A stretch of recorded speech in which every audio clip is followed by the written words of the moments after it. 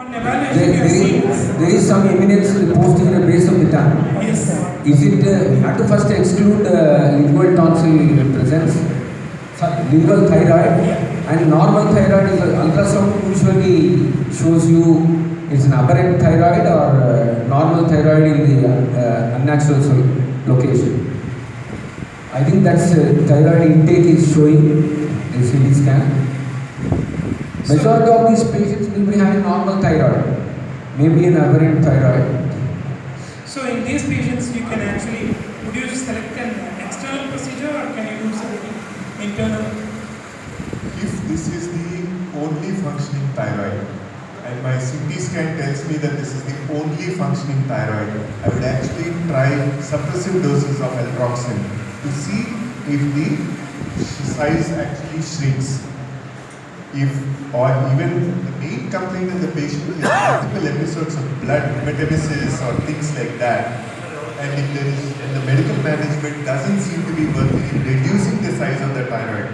Mind you, most of the times it does. If it doesn't, then you would have to go in and do. Earlier we used to do an external approach, but now with the cobblation, I think it's a wonderful tool. We can do an excellent dissection. Even if it is the only thyroid and if it is causing snoring and these things, the thyroid supplementation is the best answer. After the excision, Yeah. so you can actually exercise it and you can replace it. Suppose you do a total thyroidectomy for any condition, you have to supplement beautifully. All the patients would like it, sir. I think it depends on where you practice. So this is one such patient for whom we did this excision, and you can see that we have kept the patient intubated for 24 hours and then did an endoscopy postoperatively, and then we saw that there was no bleeding, no edema, and then we extubated the patient. And we can pretty much see how the tongue is beautifully heals after 14 days and after a month. So that is the way. So now, if there is an epiglottic collapse as well as there is an external, you are running short of time. One question to you and you are done. So what are the indications for higher advancement? Yeah. For me, higher advancement is normally, earlier I used to do it more often. Now, lower tongue obstruction, higher works beautifully. Lateral hypopharyngeal collapse also higher works beautifully. And epiglottis obstruction also higher. But now doing most of them move to endoscopic approaches. So those of you who don't have setups, like big setups and scale of endoscopic procedure, higher advancement is an excellent procedure. The postoperative edema is almost zero. You will get very good lower tongue base advancement. What is one advantage, one specific advantage of higher advancement over the tongue base excision? That is the take-home message. See, if tongue base excision you are just addressing in the midline, but as a hyoid you are pulling the entire assembly. So entire hypopharynx gets stiffened and open up. Of course, only for 0.5 to 1 centimeter, but still it is going to stiffen it in total rather than the tongue base excision that we are doing. It is going to address only the midline part. So that is one thing about the advancement. So that's the thing, sir. Anything that is stretched gets loosed eventually. Yes. So, I mean, he is saying in a good way.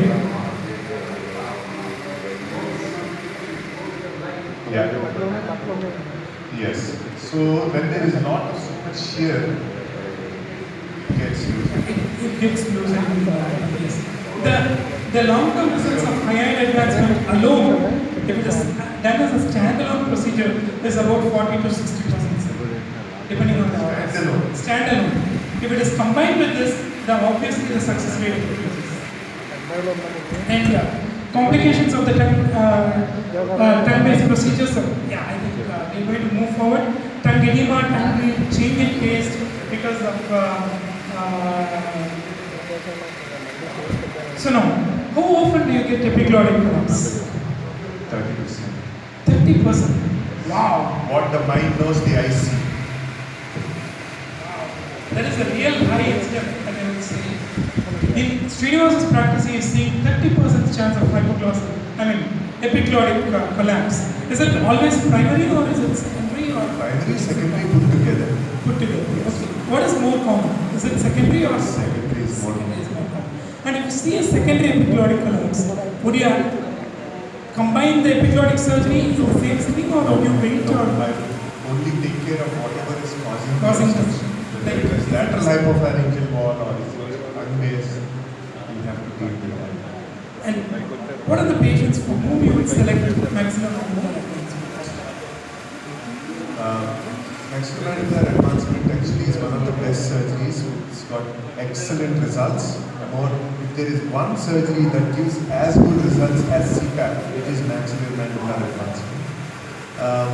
You can actually extend your indications as far as BMI is concerned. If you want to do the name, you can go above the 30 mark. Number one. If you see that the patient's maxilla is hypovolemic, if you see that there is actually the term used is increased craniofacial load. That means there's too much of soft tissue to the bone, so you can actually opt for a maxilla. And the results Results are pretty good. 80%? 90%. in 1 year or 5 years? This is in 2 years, I think. Yes. And Parav sir, would you actually advise them for bariatric surgery as one of the treatment option or you would always try them for only CPAP or does it play a role? CPAP definitely can be tried and it has different role. But ultimately, bariatric surgery, it is one something which will give us a very solid relief. Dr. When do you follow these patients? What is your follow-up criteria? And when do you expect a result? It depends upon the procedure we do. Okay. So, for example, if we are doing the parallel procedures alone, we get the 100% resistance after at least for a month. Once the healing process is over, And then we can know the result. Srinivas, when would you do a sleep study on these patients? 3 months. 3 months. And is that it, or would you do again after every 6 months, or what is Yes, your protocol? actually I have all the patients' data with me. I don't call, but my juniors will call, and actually the most important thing that they'll be checking on is their weight, because if they put on weight, or whatever your effort that you have done and the success that you have shown will just get washed out, and then they will talk so bad about you.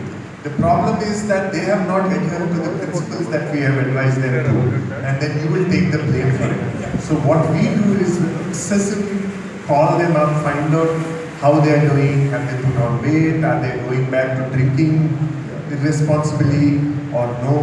So that's the... Madhu sir, what is the tough question for you? What do you think is the future of this? Is it just what we have just discussed, or something more innovative is going to come in real short time, or do you think The awareness and quantitative increase of the social life conditions, certainly this is going to be a subspecialty in ENT. And it is certainly going to be a big boost up for a number of us. The only thing is, you have to select properly.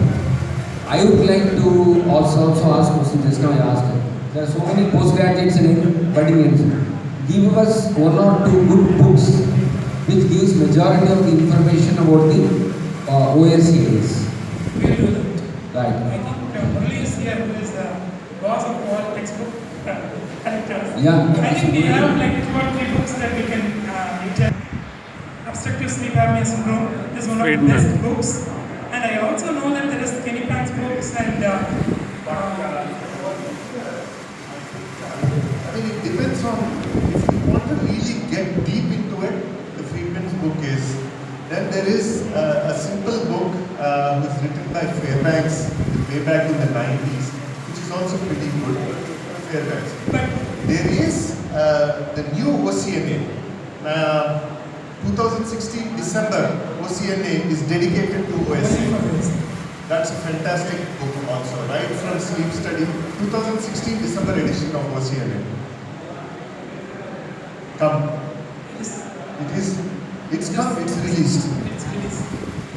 And Srinivas, what do you think is the near future technique that you can think of? We are getting our implant, the hypoglossal nerve implant, which is basically the implant which will be pacing the sphenoglossus nerve. The research, it is now USFDA approved. Now it's in Asia, it's now become the mainstream of management in the US and Europe. Germany is giving excellent results. Patients are getting cured of this problem. Patients have doctors have 3-year follow-ups for these patients. No other procedure, just implant on the distal branches of the hypoglossal nerve. And it's like a programming thing. So every time the patient breathes in, you will have the stimulator in the intercostal muscle. Once there is inspiration, the genioglossus goes forwards. You can switch it on, switch it off. You switch it on in the night, and in the morning you switch it off. Otherwise, obviously, in the morning you will be blacked out. But the only problem is the cost. The cost. It's so expensive. It's almost $21,000 at this point. So we wait for Aragishri to reimburse it. So with this, we are looking forward for a much better future. It's gone, sir. Palatal implants are gone. Palatal implants almost gone. Almost. They're not everything. And exit. So with this, we are looking forward for a much exciting future for the management of obstructive sleep apnea syndrome. I know that the genetics is going to play a bigger role in the future, but once again, I think we have covered pretty much almost all of the techniques, and we have just given you a general idea how a patient should be evaluated, how they will be presenting to you, how are you going to evaluate, how you are going to select a proper technique for that particular patient, and how you are going to discuss with those patients the results of this particular procedure and what precautions and what do's and do nots we need to do for these patients. Once again, thanks for the organizers for giving us this wonderful opportunity, and if you have any questions, please feel free to Thank ask. you, audience, to actually be there at 4:20 on a Sunday afternoon. So, thank you, audience. Thank you all.